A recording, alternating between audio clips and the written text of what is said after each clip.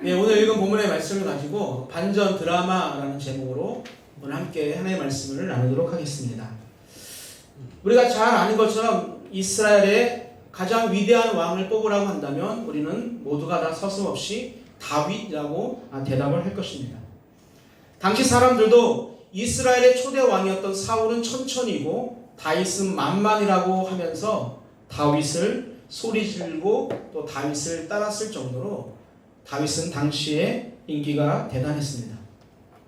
그런데 오늘 본문을 보면 시작이 나의 대적이 어찌 그리 많은지요 라고 고백할 정도로 모두가 다윗의 적이 되어 버리고 말았습니다. 여러분, 하늘을 찌를 듯한 그런 인기를 가지고 있다가 그 모든 것, 그 권력과 권세가 다 땅에 내동댕이 쳐졌을 때 그 받는 느낌은 과연 어떠할까요? 자신의 말이면 모든 것이 오케이였는데 이제는 어느 누구도 자신의 말을 듣지 않고 자신의 목숨을 쳐내려고 하는 상황이 굉장히 힘들고 또한 어려웠을 것입니다. 다윗은 자신이 처해 있는 상황을 그래서 이렇게 아주 리얼하게 표현합니다. 6절을 한번 볼까요? 읽겠습니다. 천만인이 나를 애워싸 진친다 하였노라. 아멘. 여러분, 어떤 상황입니까? 자신을 만만이라고 외치며 따랐던 자들과 아들까지도 모두가 적이 되어서 자신을 애워싸고 있는 그런 상황입니다. 자신을 죽이려고 하는 상황이라는 것이죠. 다윗은 이 말씀을 통해서 무엇을 말하고 싶었을까요? 더 이상 빠져나갈 수 없는 도관에 든 쥐의 그 삶처럼 자신의 힘으로 도저히 헤쳐나갈 수도 도저히 이겨나갈 수 없는 그런 상황이라는 것을 오늘 다윗은 이 단어를 통해서 우리에게 이야기하고 있습니다. 사방 모든 것이 막혀서 나갈 틈이 없고 나를 힘들게 하는 것들이 가득해서 내 앞에 전혀 희망이라는 단어가 보이지 않고 모든 것이 나를 적처럼 느끼게 만드는 이 상황은 다윗에게만 있을까요? 오늘 본문에 나오는 다윗의 모습이 바로 우리의 모습 아닐까요? 그러나 우리는 포기하거나 좌절해서는 안 됩니다. 이유는 다윗도 그렇게 어렵고 힘든 상황에서 좌절하거나 포기하지 않았기 때문입니다.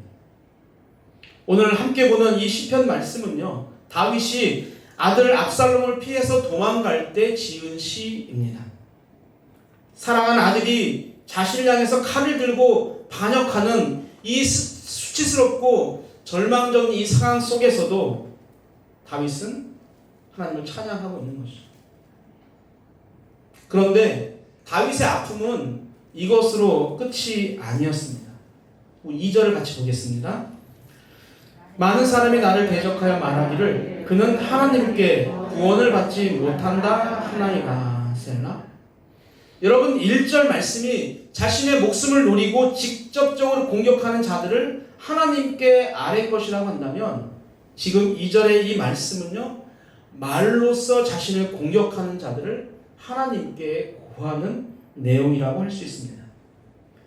여러분, 자신이 믿는 하나님께 구원을 받지 못한다라고 하는 그 말을 듣는 것은요, 어릴 적부터 만물의 창조주이시고 세상을 주관하는 하나님이라는 것을 믿었던 다윗에게는 그 어떠한 말보다도 어떠한 행동보다도 영혼의 깊은 상처를 주는 그런 말이었을 겁니다. 여러분, 다윗은 이렇게 육적으로도 영적으로도 자신을 죽이려고 공격하는 자들 때문에 너무너무 힘들었습니다. 수많은 사람들이 구원받지 못한다고 비난하면서 또 영혼을 절망에 빠뜨리는 이 저주의 소리를 들으면서도 그러나 다윗은 절망하기보다는 여호와에 대해서 원망하기보다는 오히려 나를 도우실 하나님을 확신하고 그 위기를 극복해 나가는 이 모습을 보면서 우리는 다윗이 정말로 위대한 사람이라는 것을 우리는 생각해 볼 수가 있습니다.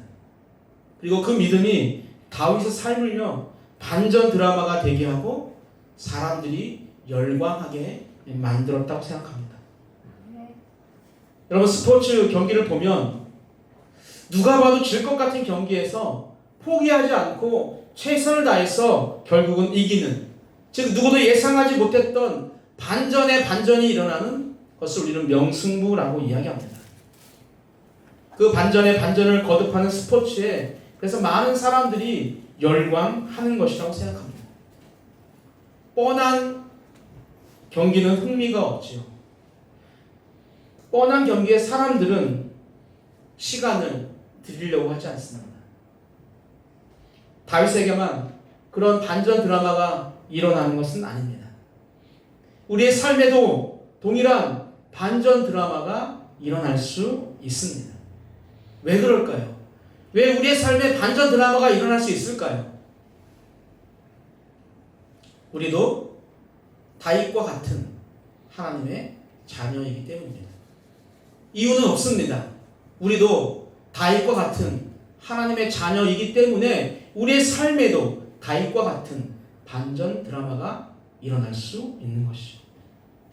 그렇다면 어떻게 하면 이 힘들고 어려운 우리의 삶에 반전의 드라마가 일어날 수 있을까요? 첫 번째 한번 읽어볼까요? 읽겠습니다. 하나님이 누구신지 정확히 알아야 합니다. 아멘. 여러분, 다윗은요 자신이 믿는 하나님이 누구신지 정확하게 알고 있었습니다. 온 우주 만물을 말씀으로 창조하신 하나님이시고 만왕의 왕이시며 지금까지 자기가 걸어온 그 길을 돌아볼 때 나와 늘 함께 하신 분이 바로 하나님이라는 것을 알았습니다. 다윗에게는 하나님은요 골리앗과의 싸움에서부터 시작해서 수없이 많은 전쟁 가운데 함께 하셔서 전쟁을 승리로 이끄신 그분이 바로 하나님이라는 것을 다윗은 알고 있었습니다. 그래서 다윗은요 하나님을 이렇게 고백합니다. 3절입니다. 읽겠습니다.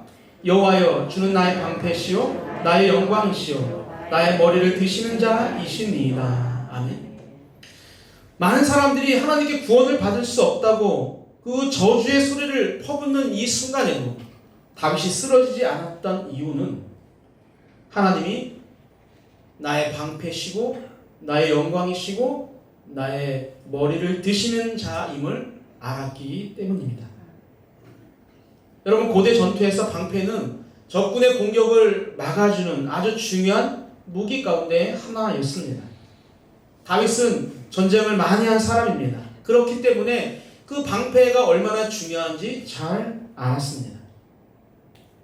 그런데 여기서 쓰인 이 방패라는 이 단어가 히브리적 뜻으로는요 나를 앞뒤로 두르고 있는 방패라는 그런 의미입니다.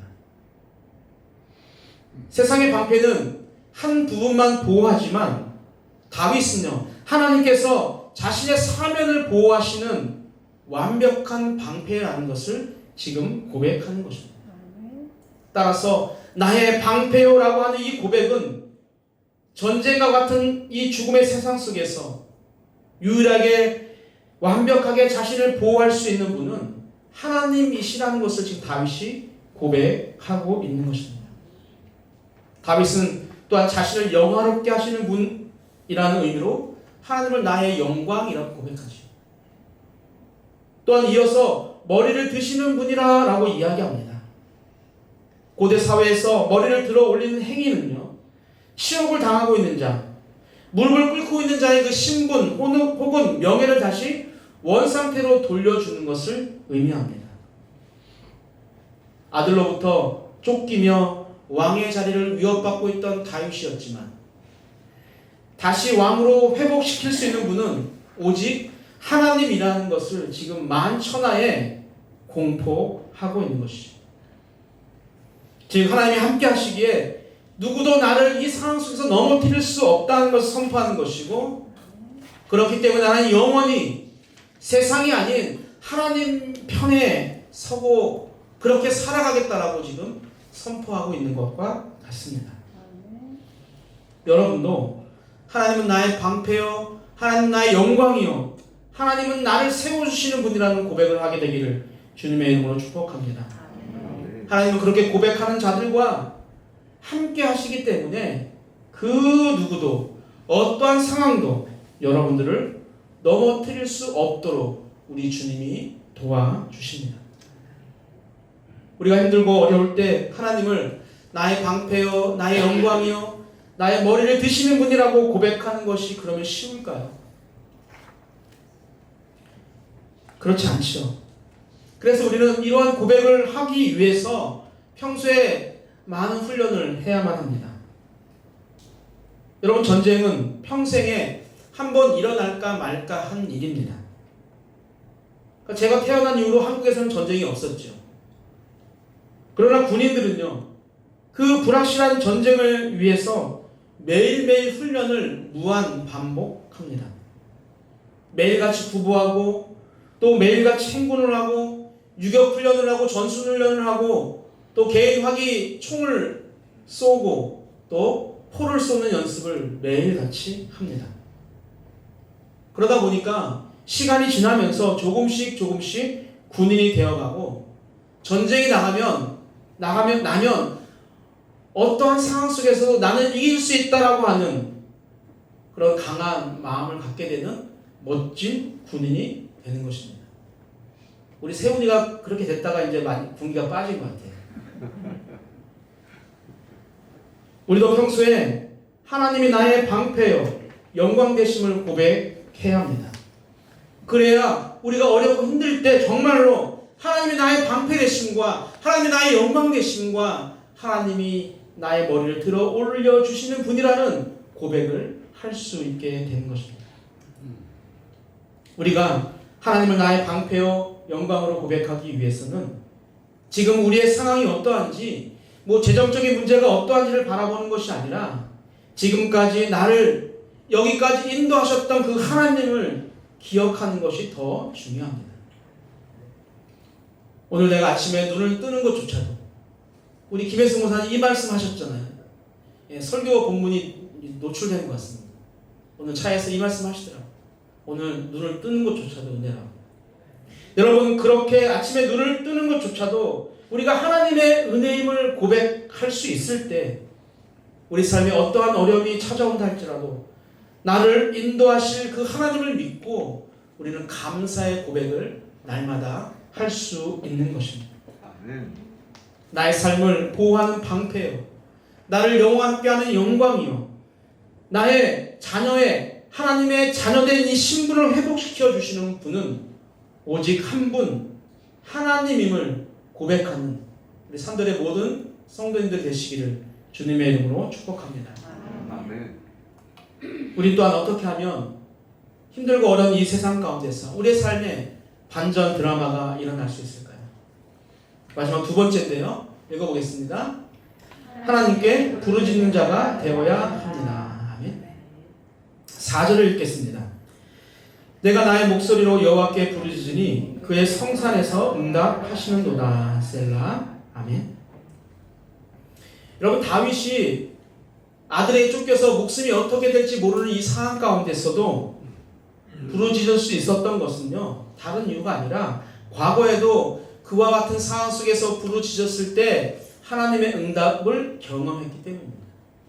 오늘 이 구절에 쓰여져 있는 단어들의 시제가 바로 그런 시제를 의미합니다. 그래서 우리는 힘들고 어려운 삶에 반전의 드라마를 쓰길 원한다면 우리는 부르짖어야 합니다. 하나님의 성경 곳곳에서 하나님께 부르짖으라 라고 말씀을 하고 있어요. 많지만 대표적인 구절을 몇 개만 보겠습니다.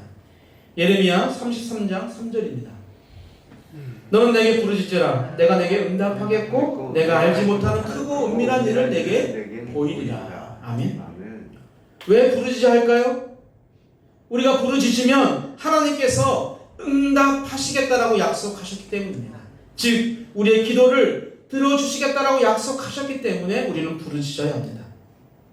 또한 우리가 알지 못하는 크고 은밀한 일을 보여주신다라고 약속했기 때문이에요. 거대한 일, 이 큰 일을 말씀하는 거고, 은밀한 것은요, 사방이 막혀져 있어서 아무도 접근할 수 없는, 즉 우리의 생각이 접근할 수 없는 그런 일조차도 우리 주님께서 이루어 주신다라는 것입니다. 약속하시면 반드시 지키시는 그 하나님께서 부르짖으라라고 하셨기 때문에 우리는 부르짖어야 합니다. 전능하신 하나님께서 부르짖으면 이루어 주신다라고 말씀으로 우리에게 약속까지 하셨는데 우리가 부르짖지 않는다면 그것은 어리석은 행동이죠. 여러분의 문제를 놓고 정말 혼자서 동분서주하고 그 어렵고 힘든 일들을 여러분 혼자 감당하려고 애쓰지 마시고 오늘 말씀처럼 그 하나님께 부르짖으시길 바랍니다. 그럼 부르짖으면 하나님이 정말로 들어주십니까? 우리 출애굽기 15장 25절입니다. 읽겠습니다. 모세가 여호와께 부르짖었더니 여호와께서 그에게 한 나무를 가리키시니 그가 물에 던지니 물이 달게 되었더라. 아멘. 여러분, 이스라엘 백성들이 출애굽을 하고 나서 홍해를 건너고 광야에서 사흘 길을 걸었는데 물을 찾지 못합니다. 먹을 물을 찾지 못해요. 그리고 마라하는 곳에 도착해서 드디어 물을 발견하게 됩니다. 얼마나 기뻤을까요? 그런데 안타깝게도 물이 써서 물을 마실 수가 없게 됩니다. 여러분, 40도 50도가 넘는 이 뜨거운 햇빛이 내리쬐는 그 광야에서 사흘 동안 물을 먹지 못하는 것은 굉장히 큰 고통일 겁니다. 무려 3일 동안이나 물을 마시지 못하자 백성들은 마실 것이 없다고 하면서 모세를 원망하기 시작합니다. 여러분, 모세가 무슨 죄가 있습니까? 그냥 물이 없는 거잖아요.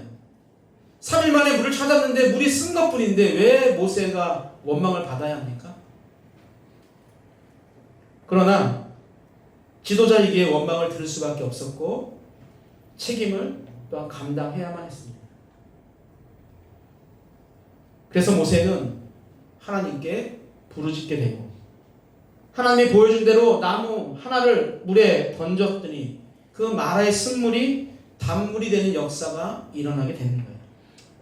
부르짖었더니 문제가 해결되었습니다. 시편 34편 6절도 보겠습니다. 이 공고한 자가 부르짖음에 여호와께서 들으시고 그의 모든 환난에서 구원하셨도다. 아멘. 시편 34편도 다윗이 쓴 시입니다. 아비멜렉 앞에서 미친 채 하다가 쫓겨나서 지은 시가 바로 34편입니다. 그래서 자신의 처지를 곤고한이라고 표현합니다. 이 곤고하다는 단어는요, 가난한, 비천한, 억압받는 이라는 그런 뜻을 갖고 있습니다. 지금 다윗은 가난한 시간과 비천한 시간과 억압받는 시간을 보내고 있습니다. 그 누구도 돌아보지 않을 만큼 아주 처참한 삶을 살고 있다라는 것입니다. 그런 상황 속에서 다윗은 인간을 의지하는 것이 아니라 하나님께 부르짖었습니다. 하나님은 그 부르짖는 소리를 들으시고 그의 환난에서 구원해 주십니다. 이처럼 부르짖을 때 도우시는 하나님의 말씀은 너무너무 많이 있습니다. 사랑하는 성도 여러분들, 지금 어떤 문제가 여러분 앞에 놓여 있습니까? 무엇을 어떻게 하면 우리는 되는 거예요? 그러면 성경은 많은 기록을 통해서 우리에게 하나님께 부르짖으라라고 말씀하고 있습니다. 여러분의 문제를 하나님 앞에 부르짖는 자녀가 되기를 다시 한번 주님의 이름으로 축복합니다. 아멘. 여러분, 우리가 하나님께 부르짖어야 하는 이유가 또 있어요. 로마서 8장 15절입니다. 읽겠습니다. 너희는 다시 무서워하는 종의 영을 받지 아니하고 양자의 영을 받았으므로 우리가 아빠 아버지라고 부르짖느니라. 아멘. 여러분, 우리는 이제 무서워하는, 두려워하는, 공포스러움을 간직한 그런 종의 아들 영이 아니라 하나님의 아들로 입양이 되었습니다. 여러분, 이 말은 무섭고 공포스러운 관계가 아니라 이제는 하나님과 나의 관계가 따뜻하고 사랑스러운 관계가 되었다라는 것이죠. 행복한 가정에서 자라는 아이들의 가장 큰 특징 중에 하나는요, 부모님에게 어떤 것도 숨기지 않고 자연스럽게 이야기한다는 것입니다. 자신의 부모가 그것을 해결해 줄 수 있고 없고를 따지지 않고 힘들고 어려운 문제가 있으면 나의 부모님에게 그 문제를 이야기하는 그것을 너무나 당연하게 생각하는 것이죠. 그런데 우리를 너무나 사랑하시고 모든 것을 하실 수 있는 그 능력에 전능하신 하나님 아버지께 나의 힘들고 어려운 문제를 말하지 않고 어느 사람을 수소문해서 찾아다니면서 그 사람에게 무엇인가 해결받으려고 한다면 우리 하나님은요, 그런 상황을 기뻐하지 않으실 거죠. 우리는 하나님의 자녀가 되었습니다. 아버지 하나님께 나의 배고픔과 또 나의 아픔과 문제점을 어떠한 양식에 맞춰서 보고서 양식으로 타이핑해서 정리해서 보고하는 것이 아니라 그때 우리는 부르짖어야 합니다. 예전에 한번 말씀드린 것 같은데 아이가 배가 고프거나 아플 때 어머니 저의 장이 다 비어져 있습니다. 입으로 먹을 것을 넣어주셔서 나의 장을 채워주시면 감사하겠습니다. 어머니 제가 손에 칼을 비어서 살이 찢기고 피가 나는 상황입니다. 빨리 지혈을 해주셔서 제 손에 나는 피가 멈추게 해주셨으면 대단히 감사하겠습니다. 라고 말하는 아이는 문제가 있는 아이죠. 그냥 배가 고프면 울고 손에서 피가 나면 온몸이 절단된 것처럼 우는 것이 맞습니다. 그러면 부모는 그 아이의 울음소리를 듣고 아이에게 모유를 먹이거나 음식을 먹이거나 또 피가 나지 않도록 지혜를 하고 그것으로 안 되면 그 아이를 들쳐업고 가까운 병원으로 헐레벌떡 뛰어가는 것입니다. 산돌교회는 오늘 말씀처럼 부르짖는 교회가 되길 바랍니다. 부르짖는 기도를 통해서 하나님이 나와 함께 하심을 날마다 체험하는 그런 교회가 되길 바랍니다. 여러분, 멋진 문장이 아니어도 돼요. 잘 정리되어져 있는 그런 기도문이 아니어도 됩니다. 있는 그대로 우리 육적인 부모님께 하듯이 편하게 기도하면 됩니다. 그리고 바라기는 산돌교회는요, 나 혼자 끙끙거리는 것이 아니라 함께 기도의 제목을 나누고 함께 기도하는 그런 교회가 되었으면 좋겠어요. 우리는 중보 기도를 체험했고 또 우리는 지금도 체험하고 있는 교회라고 저는 확신합니다. 기도하는 엄마들 단톡을 보면 24분이 들어오셨나요? 그곳에 문제가 생기면 기도 부탁을 하고 또 제자 양육교육을 통해서 그 문제를 놓고 우리가 기도하게 되어지면 병이 치유되어지고 또 자녀들의 문제가 해결되어지고 남편의 문제가 해결되어지는 것들을 우리는 경험하고 있습니다. 수요 예배 끝나고 기도회를 통해서 또 각자 짝기도를 통해서 기도하면 풀리지 않던 문제가 풀리는 것을 우리는 경험하고 있습니다. 왜 경험하지 못하냐면 내가 나의 기도의 제목을 내어놓지 않고 하나님 앞에 부르짖지 않기 때문입니다. 사람들은 그 기도의 응답을 우연의 일치라고 또는 기적이라고 말하지만 믿음의 자녀인 우리는요, 그것이 바로 기도의 힘이라는 것을 우리는 알아요. 그래서 기도를 그치면 안 돼요. 우리는 계속적으로 부르짖어야 합니다. 여러분, 이유는 간단합니다. 그 기도의 응답이요, 단회적이거나 한번 이례적이거나 과거형이 아니고 현재도 미래에도 계속적으로 응답될 것이기 때문입니다.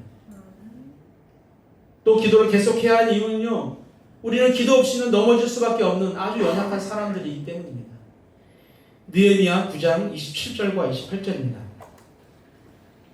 읽겠습니다. 그러므로 주께서 그들을 대적의 손에 넘기사 그들이 곤고를 당하게 하시니 그들이 환난을 당하여 주께 부르짖을 때에 주께서 하늘에서 들으시고 주의 크신 긍휼로 그들에게 구원자들을 주어 그들을 대적의 손에서 구원하셨거늘 그들이 평강을 얻은 후에 다시 주 앞에서 악을 행함으로 주께서 그들을 원수들의 손에 버려두사 원수들에게 지배를 당하게 하시다가 그들이 돌이켜 주께 부르짖음에 주께서 하늘에서 들으시고 여러 번 주의 긍휼로 건져내시고. 아멘. 하나님이 이스라엘 백성들을 적에게 넘겨서 고통을 당하게 하셔요. 그러면 백성들이 부르짖습니다. 하나님이 그 부르짖는 소리를 들으셔서 그들을 인도해 주시면, 구원해 주시면 어떻게? 그들은 다시 평강의 그 상황 속에서 다시 악을 행하는 이 일들을 반복한다는 거예요. 이것이 인간이 죄에 대해서 가지고 있는 연약함입니다. 그리고 우리도 다르지 않다는 겁니다. 그렇기 때문에 평안함이 왔다고, 문제가 없는 것 같다고 우리가 기도의 끈을 놓아서는 안 됩니다. 하나님의 품에 안기는 그 순간까지 기도를 쉬는 것은요, 내가 이제부터 악을 행하겠다라고 다짐하는 것과 같습니다. 그래서 우리는 늘 기도해야 합니다. 지지난 주말에 제가 아주 마음이 많이 힘들었습니다. 근데 할 수 있는 것이 없는 거예요. 기도밖에 없었습니다. 그래서 하나님께 기도했어요. 하나님, 지금까지 제가 목회를 하면서 힘들고 어려울 때마다 여러 가지 방법을 통해서 위로해 주셨는데 하나님, 저를 위로해 주십시오. 길게 기도하지도 않았어요. 하지만 간절하게 기도했습니다. 그랬더니 하나님께서 사람을 통해서 주일날 제 마음을 위로해 주셨어요. 수천 명의 사람을 통해서 위로하신 것이 아니라 오늘 등록하셨던 우리 한 자매를, 한 종을 보내주셔서 제 마음을 위로해 주셨습니다. 그리고 지난주에 우리 이성쌤의 헌금 특송을 통해서 제 마음을 또 위로해 주셨어요. 주 품에 품으소서, 능력에 발로 덮으소서. 여러분, 이 가사가 저에게는 내가 너를 품에 품을 거야, 내가 능력의 팔로 너를 덮어줄 거야 라는 가사로 들렸어요. 그리고 예배가 끝난 후에 제 방에서 주일 마무리를 하고 있는데 카페에서 들리는 그 시끌시끌한 소리와 또 청년들의 특성 연습하는 소리와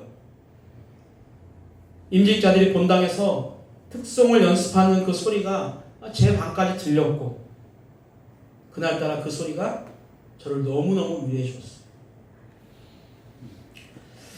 목사님, 그 정도가 기도의 응답입니까? 라고 말할 수 있지만 저에게는 무엇보다도 큰 기도의 응답이었습니다. 그 응답이 힘들고 어려운 제 마음에 또다시 용기를 불어 넣어 주었어요. 지금 여러분 어떤 문제를 갖고 있습니까? 하나님께 말하기 너무 작은 문제라서 기도하지 않고 혼자서 해결하려고 하고 있습니까? 아니, 반대로 너무 큰 문제라서 하나님도 들어주실지 못할 거라는 생각 때문에 기도를 멈추고 있지는 않습니까? 잊지 말아야 할 것은요, 기도는 쉬면 안 되는 것이고, 또한 하나님은요, 기도해야 할 것을, 그 내용을 정해주지 않았다는 거예요. 무엇이든지 부르짖으면 응답하시겠다라고 약속하셨기 때문에 어떠한 것을 놓고도 여러분은 기도하셔도 됩니다. 하나님께 부르짖는 기도가 여러분 반전 드라마를 쓸 수 있게 되는 것이죠. 말씀을 마칩니다. 우리 사랑하는 우리 산돌교회 모든 성도 여러분들, 모든 것이 하나님께 있어요. 세상을 크게 보면 하나님은 적게 보이죠. 작게 보여요. 그러나 진정한 하나님을 우리가 알고 그분을 바라보면 세상은 아무것도 아니죠. 아침 해가 뜨면 사라지는 안개와 같은 것이 내가 그렇게 크다고 인정하고 싶은 그런 세상의 부와 명예입니다. 세상의 모든 것보다 더 위대하시고 나의 힘이 되시고 방패가 되시고 나의 머리를 들 수 있는 그 하나님을 우리가 고백하면서 그 하나님께 부르짖음으로 여러분의 남은 삶이 날마다 반전 드라마가 되기를 주님의 이름으로 축복합니다. 아멘.